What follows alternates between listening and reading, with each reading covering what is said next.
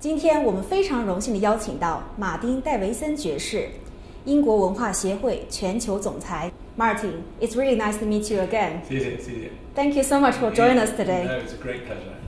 And we all know that you actually want to work for the Hong Kong government Yes. immediately after you finish your master in St. Andrews University. So what had made you to decide to go to Hong Kong, a very faraway place to start your career and your first job? I think I always had a fascination with East Asia, especially with China. And I suppose in 1979, which is when I went to Hong Kong was about as close as you could get to China at that time. And it was an opportunity to go to a very different part of the world, to experience a different culture in a completely different way. And it was very, very exciting. It felt a long way away at that time, but also a huge opportunity to just learn something about a different part of the world. But I'm sure you probably experienced so many different, parts, in Hong Kong and later, in China. Of course. And what for me was so exciting was Hong Kong was the springboard on which I could then learn more about China, more about Chinese people. I was given the privilege of learning Cantonese, and of course, then after that, I was able to also then start working in mainland China, in Beijing, and later in Guangzhou, and those were fantastic opportunities for me. And a very, very exciting place in the early 80s. To be part of China just beginning to open up was tremendously exciting. Of course, and when I heard that, you can speak both Mandarin and Cantonese, I was so impressed. And I wish it was better than it is now. I'm afraid it's too many years since I last really? had the opportunity to spend real time. Yeah, but actually, British Council was founded in 1934, and I was quite curious. I wonder, are you the first, CEO of British Council who can speak both fluent Mandarin and Cantonese? I don't know for sure, but my guess is that it probably is the first time, because of course we only really started working in China after liberation in 1979, 1980. So I was very, very lucky because I was right at the very beginning of the British Council beginning to work in China again, and that's been a fantastic life-changing opportunity for me. But actually, we all know you have been playing such a vital role in setting up, the very, fledgling presence of British Council in China. Mm-hmm. And I was told initially there is only a very small operation of 6 people in the office in a converted bicycle shed in the British Embassy in China. Right. But later you managed to expand it into a more than 230 people, proper, full state-of-art office. Yeah. What a great achievement. How did you manage to do that? Well, it was remarkably easy because China was expanding, China was changing, and the sort of connections that people in China wanted with the rest of the world, whether that was through learning English or experiencing education, being part of the development of China's own education system, the growth of the arts and culture. So we were riding the wave, if you like, and for me, being able to open the offices in Shanghai, in Guangzhou, in Chongqing, as well of course as Beijing, and I hope very soon also to be able to expand into Wuhan. These are great opportunities, but they are part of the expansion, the opening of China to the rest of the world. So we were just very, very lucky. I was very lucky to be in the right place at the right time. I think you have been very modest, and I'm sure all the Chinese people have been really grateful towards your historic contribution towards bilateral links on both sides. That's very kind of you, but I have to say I've been only a small part of a much greater movement. And one of the most important things is that it was the Chinese colleagues who I was able to work with. They made the real difference. So have you experienced any big challenges during your time working in China? I think there are always challenges when you're working in a different place, a different culture. China has changed hugely over the 30 years that I have been involved in working with mainland China.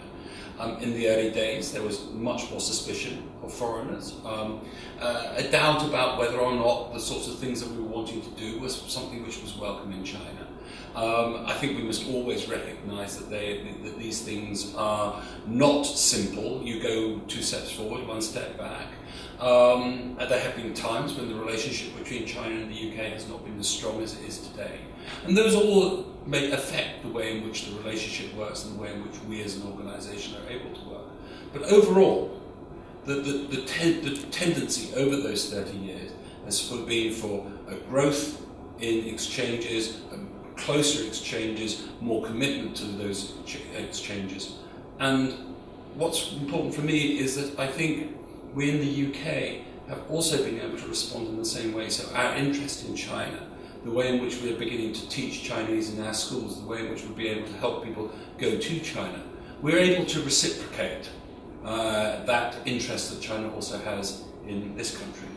Mentioning about teaching Chinese or learning Chinese, actually I noticed the MP Byrne, the shadow ministers for university, he published a book last year titled "Turning the Face to the East: How Britain Could Prosper in the Asian Century." He actually quoted you a few times about the importance of Mandarin learning and teaching, and we all know that in 2013 you launched 2 major campaigns. One is the highly successful Generation UK program, which aimed to send more than 80,000 UK students to study and work in China by 2016. And another one is a British Council is working with Hanban to try to double the number of Chinese language assistants in the UK and probably provide more funding to UK school to start teach Mandarin. So, I mean, that's already quite exciting, progress. Yes, it is good progress, but it's not enough. We need more young people in the UK to see China as part of their future, being able to work in China, work with Chinese organisations, to be able to do business with China, to be able to do education with China, to be able to share culturally with China. That's part of the future for this country, just as much as I hope doing those same things in China with the UK is part of the future for China. And we know that being able to have these greater personal contacts matter hugely. And learning the language is just one step to being able to do that more effectively, more deeply. It's not just about linguistic fluency, it's also being able to understand the cultural differences between our 2 countries. And language and learning about a country is a way into it. So I believe very, very strongly you can only do good business when you understand each other better, and that means learning the language, it means learning the culture, it means making friends, it means having the opportunity. And the other side, which for me is so important, is that we provide opportunities for young people from Britain to go to experience China. One of the things that is a huge advantage for us is we have so many Chinese students studying in the UK, and the numbers vary, it depends who you ask, but it's roughly 100,000 young Chinese students studying here. I want to see the same sort of proportion of young people in Britain studying, working, experiencing China. That gives us the connections which we need for the future. I noticed that British Council recently launched a learning English app on WeChat. So do you think in the near future British Council might be interested to launch something like learning Mandarin on WhatsApp? I would love to see something like that, and indeed there are various different British companies beginning to look at precisely this. So what I would like to do is to help those companies who are already setting up some of these things do it better, do it more effectively. But we need all sorts of different ways for people to learn about China and learn the Chinese language. Some people love doing it in a formal way, some people love doing it in an informal way. We need to have all of that available. We all know next year is really exciting year between UK and China because it's the first ever bilaterally agreed UK-China year of cultural exchange. And which I was told that actually British Council will be playing a really major part to try to showcase the best of Chinese culture in the UK as well as the best UK culture in China. Absolutely. So have you got any detailed plan to share? Well, I'm not sure I'm going to give you all the detail yet because we want to announce it at the right time. But what I'm hoping is that there will be about 30 major events taking place in China. in the first part of the year. And the year is divided in two, so the first half of the year will be about UK and China, the second half of the year will be about China in the UK. I think that the very important element of it will be digital exchange, because China is so huge. And people use digital means of communication so well in China. I think it's very exciting to think about digital arts, digital communications as a means of accessing those arts, discussion between young people, young artists in Britain, young artists in China. I think also we very much want to see some solid outcomes from this year, and in particular I want to see young artist to young artist exchanges, because I think that we're very proud of the creativity here in the UK, but we know that we will only be able to sustain that creativity if there are connections, international connections, global connections for young artists.